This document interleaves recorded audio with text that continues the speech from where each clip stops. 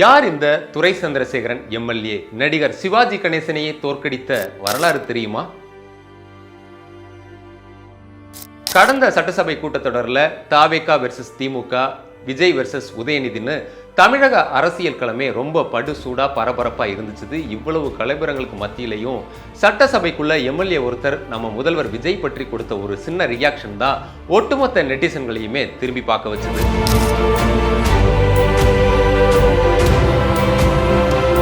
எப்படி அவர் கடந்த முறை சட்டசபையில் அவர் கொடுத்த ரியாக்ஷன் எப்படி வைரல் ஆச்சுதோ அதே மாதிரி இந்த முறை சட்டமன்றத்துக்கு வெளியே அவர் கொடுத்த ஒரு ரியாக்ஷன் தான் ஒட்டுமொத்த சோசியல் மீடியாவையும் ஆக்கிரமிச்சிருக்கு.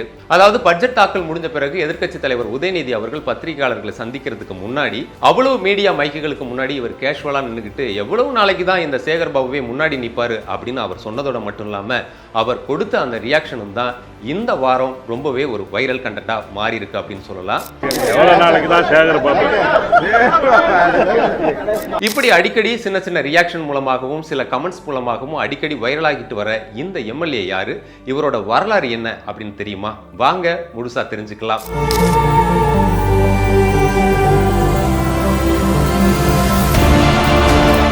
1989ஆம் ஆண்டு எம்ஜிஆர் மறைவுக்கு பிறகு அதிமுக ஜே அணி ஜா அணி அப்படின்னு ரெண்டா பிரிஞ்சிருந்த நேரம் நடிகர் திலகம் சிவாஜி கணேசன் அவர்களும் தமிழர் முன்னேற்ற முன்னணி அப்படின்ற ஒரு புதிய கட்சியை அவரும் தொடங்கியிருந்தாரு. அந்த 1989 தேர்தலில் ஜா அணியோட சிவாஜி கணேசன் அவர்களும் கூட்டணி அமைச்சாரு. அவர் கூட்டணி அமைச்சது மட்டும் இல்லாம அவர் போட்டியிடுறதுக்கு எந்த தொகுதியை தேர்ந்தெடுத்தார் அப்படின்னா, அவர் டெல்டா மண்ணில் பிறந்திருந்த காரணத்தினால திருவையாறு தொகுதியை அவர் தேர்ந்தெடுத்திருந்தாரு. அப்போ அவருக்கு சிவாஜி கணேசன் அப்படின்ற நட்சத்திர அந்தஸ்து மட்டும் இல்லாம நடிகர் திலகம் எம்ஜிஆர் மனைவி அவர்களுடைய ஜா அணில அவர் கூட்டணி வச்சு போட்டிடுறதுனால எப்படியும் சிவாஜி கணேசன் அவர்கள் தான் திருவையாறுல வெற்றி பெறுவார் அப்படின்னு பரவலா பேச்சு இருந்த நேரம் திமுகவில் யார் வேட்பாளரா அறிவிக்க போறாங்க அப்படின்னு பலரும் எதிர்பார்த்துட்டு இருந்தாங்க. அந்த நேரத்துல தான் ரொம்ப சின்ன பையனா ஒருத்தரை களமிறக்கினுச்சுது திமுகவுக்கு இது எப்பவுமே வாடிக்கையான ஒன்று தான். பெருந்தலைவர் காமராஜருக்கு எதிராகவே ஸ்ரீனிவாசன் அப்படின்ற ஒருத்தரை இறக்கி வெற்றி பெற வச்ச வரலாறுலாம் இருக்கு இல்லையா? அப்படிதான் இந்த தொகுதியிலையும் ஒரு இளம் வழக்கறிஞரை களத்தில் இறங்கினாங்க. அவர் வேற யாரும் இல்லைங்க, இந்த சாட்சாத் இந்த துரை சந்திரசேகரன் எம்எல்ஏ தான். அது கிட்டத்தட்ட ஒரு 30 வயசுல துடிப்பான இளைஞரா நடிகர் திலகம் சிவாஜி கணேசனை எதிர்த்து அவர் களமிறங்கும் போது பரவலா எல்லாரும் நினைச்சது என்ன அப்படின்னா, சிவாஜி கணேசன் எப்படியாவது வெற்றி பெற்றுவார், ஏன்னா அவர் டெல்டா தஞ்சாவூர்காரர் தான் வரும், அதனால அவருக்கு பெரிய செல்வாக்கு இருக்குது, குறிப்பா ஜா அணியோட கூட்டணி வேற வச்சிருக்காரு, அவர் போற பிரச்சார கூட்டங்களுக்கெல்லாம் கூட்டம் பிரம்மாண்டமான அளவுக்கு கூடுது அப்படின்னு தான் எல்லாரும் நினைச்சாங்க. ஆனால் வெறும் 30 வயதான துரை சந்திரசேகரன் அவர்கள் அந்த இளம் வழக்கறிஞராக இருந்தாலும் அந்த ஊர் பகுதிகளில் நிறைய பேருக்கு சட்ட உதவி செய்கிறது, உள்ளூரில் நிறைய பேருக்கு உதவி பண்ணுறதுன்னு ரொம்ப பரிச்சயமான ஒரு முகமாகவும் இருந்தார். அவர் எப்போதுமே நம்மளை எதிர்த்து போட்டியிடுறவர் ஒரு பெரிய ஜாம்பவான் அப்படின்னு பார்த்து அவரை பார்த்து வியந்து போகவோ மலைத்து போகவோ இல்லாமல் எப்படியாவது இந்த தேர்தலில் வெற்றி பெறணும் அப்படின்னு சொல்லி ஒற்றை காலில் நின்று அவர் போராடினதை எல்லாருமே பார்த்தாங்க. கிட்டத்தட்ட அந்த தேர்தலுடைய முடிவும் வந்துச்சு. குறிப்பாக திருவையாறு தொகுதியுடைய முடிவை பார்த்து ஒட்டுமொத்த தமிழகமும் ஆச்சரியத்தில் உறைஞ்சு போச்சுன்னு சொல்லலாம். யாரா இந்த பையன் அப்படின்னு அப்போதைய திமுக தலைவர் கருணாநிதி அவர்களே திரும்பி பார்க்குற அளவுக்கு துரை சந்திரசேகரன் அவர்களுடைய வெற்றி அமைஞ்சது. ஏன்னா நடிகர் திலகம் சிவாஜி கணேசனை அவர் 10,643 வாக்குகள் வித்தியாசத்தில் வெற்றி பெற்று தோற்கடிச்சிருந்தாரு. இன்னைக்கு வரைக்குமே நடிகர் திலகம் சிவாஜி கணேசனை தோற்கடிச்ச ஒரு பெருமை இவருக்கு மட்டும்தான் இருக்குது. அதுதான் இவருடைய அரசியல் வாழ்க்கைக்கு மிகப்பெரிய ஒரு அடித்தளமாகவும் அந்த தேர்தல் அமைஞ்சது. எப்போதுமே ஒரு அரசியல்வாதியினுடைய வாழ்க்கையில் ஒரு வெற்றியோ இல்லை அவருடைய அந்த கிராப் அப்படின்றது வெறும் நேர்கோட்டிலேயே இருக்காது. எப்படியுமே வெற்றி அப்படின்றது மட்டுமே இருக்காது, அது ஒரு சிலருக்கு மட்டும்தான் இருக்கும். பெரும்பாலும் வெற்றியும் தோல்வியும் கலந்து வர்றது தான் அரசியல்வாதிகளுடைய வாழ்க்கை அப்படின்றதற்கு துரை சந்திரசேகரன் அவர்களுடைய வாழ்க்கையும் ஒரு விதிவிலக்கு அல்ல. அதனால பார்த்தோம் அப்படின்னா 1991 தேர்தலிலேயே மறுபடியும் அதே திருவையாறு தொகுதியில் துரை சந்திரசேகரன் அவர்கள் போட்டியிட்டார். அந்த தோல்வியில் படுதோல்வியை சந்திக்கிறார் துரை சந்திரசேகரன் அவர்கள். ஆனாலும் அந்த தோல்வியை எப்படி பார்க்கணும் அப்படின்னு பார்த்தோம்னா, அந்த 1991 தேர்தல் ராஜீவ் படுகொலைக்கு பிறகு நடக்கிற தேர்தலில் அதிமுக மிகப்பெரிய வெற்றியை பெறுறாங்க. திமுகவில் 2 பேர் தான் ஜெயிச்சாங்க. ஒருத்தர் துறைமுகம் தொகுதியில் மு கருணாநிதி அவர்கள், இன்னொன்று பார்த்தோம் அப்படின்னா எழும்பூர் தொகுதியில் பரிதி இளம்பழுதி. இந்த 2 பேர் தான் திமுகவில் வெற்றி பெற்ற நபர்கள். மற்ற முன்னணி தலைவர்கள் கூட படுதோல்வியை சந்தித்த தேர்தல் தான் அது. அதனால் அந்த இளம் வயதில் துரை சந்திரசேகரன் அவர்கள் 2வது தோல்வியை நம்ம பெரிய அளவுக்கு பெரிய தோல்வியை பார்க்க முடியாது தான். அது மறுபடியும் 96 தேர்தலில் அவருக்கு அதே திருவையாறு தொகுதியில் திமுக வாய்ப்பு கொடுக்குறாங்க.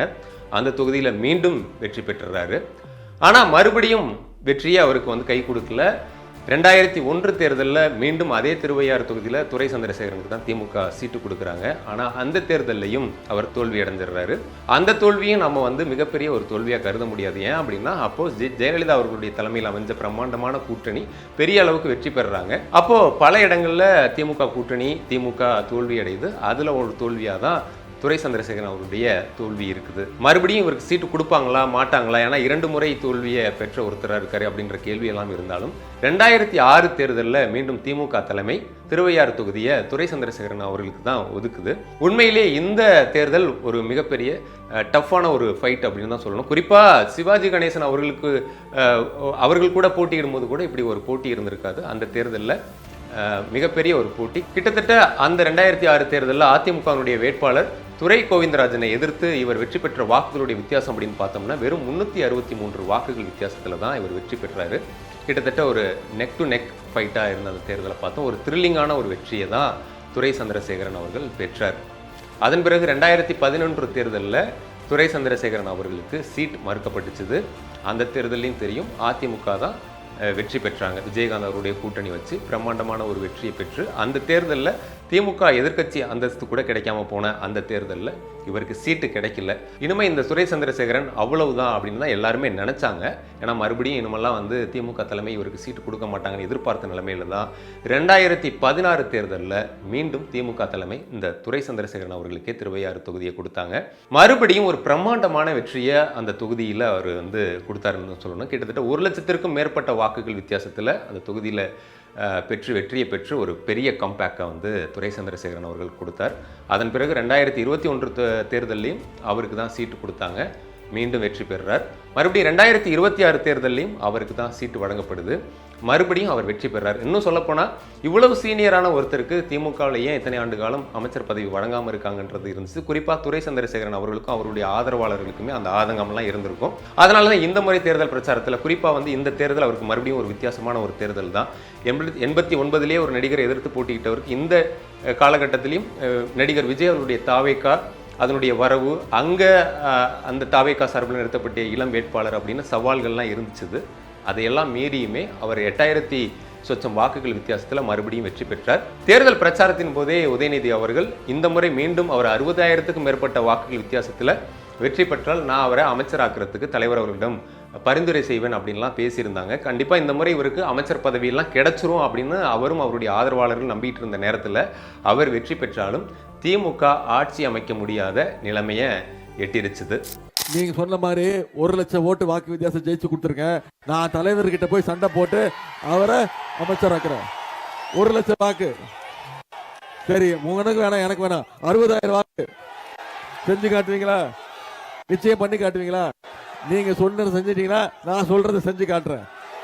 இந்த துரை சந்திரசேகரன் என்பவர் வெறும் எம்எல்ஏ மட்டும் கிடையாது. 1996 முதல் 2006 வரை கும்பகோணத்தினுடைய ஊராட்சி ஒன்றிய பெருந்தலைவராகவும் இவர் தான் பதவி வகிச்சிருக்காரு. அதனால கிராம அரசியல், ஊராட்சி அரசியல்னா அடிமட்ட அரசியல்லையும் பல அனுபவங்களை கொண்ட அவர் இன்று தஞ்சை மத்திய மாவட்ட திமுக செயலாளராகவும் இவர் தான் பதவி வகிச்சிட்டு இருக்காரு. அதனால இவர் அந்த பகுதி மட்டும் இல்லாமல் அதை தாண்டியும் நீண்ட நெடிய அனுபவமும் கட்சியில் ஒரு தேர்தல் வியூகத்தை வகுக்கக்கூடிய மிக முக்கியமான ஒரு புள்ளியாக திமுகவில் வலம் வர்றார். இந்த நீண்ட நெடிய அனுபவத்தை எல்லாம் வச்சு தான் இந்த சீனியாரிட்டி அடிப்படையில் தான் உதயநிதி அவர்களும் அமைச்சராக இவரை பரிந்துரைக்கிறேன் அப்படின்னா அவர் பிரச்சாரத்தின் போது பேசுறதுக்கு மிக முக்கியமான ஒரு காரணம். குறிப்பாக 1989 நடிகர் திலகம் சிவாஜி கணேசனை தோற்கடித்ததிலிருந்து சீட்டு கிடைக்காத விரக்தி, 2 முறை தோல்வி, 363 வாக்குகள் வித்தியாசத்தில் த்ரில்லிங் வெற்றின்னு பல அனுபவங்களை இவருடைய கெரியரில் பார்த்துருக்காரு. இன்றைக்கி அவர் 6 முறை எம்எல்ஏ, ஒரு மாவட்ட செயலாளர் அப்படின்னு கட்சியில் அசுர வளர்ச்சி அடைஞ்சிருந்தாலும் இன்னும் அவருடைய அரசியல் பொது வாழ்க்கையில் அவருடைய பகுதிகளில் நிறைய குடிநீர் திட்டங்கள், பள்ளி கட்டிடங்கள் அப்படின்னு அவர் பல நலத்திட்டங்களை அரசியல் ரீதியாகவும் பொது வாழ்க்கையில் அவர் பண்ணியிருந்தாலும் அவருடைய மிகப்பெரிய சாதனை என்ன அப்படின்னு பார்த்தா அவருடைய நெவர் கிவ் அப் ஆட்டிடியூட் தான் அப்படின்னு சொல்கிறாங்க. தோல்விக்கு பிறகு மீண்டும் எழுந்து வருவது தான் இந்த துரை சந்திரசேகரனின் ட்ரேட்மார்க் அப்படின்னும் பேசிக்கிறாங்க.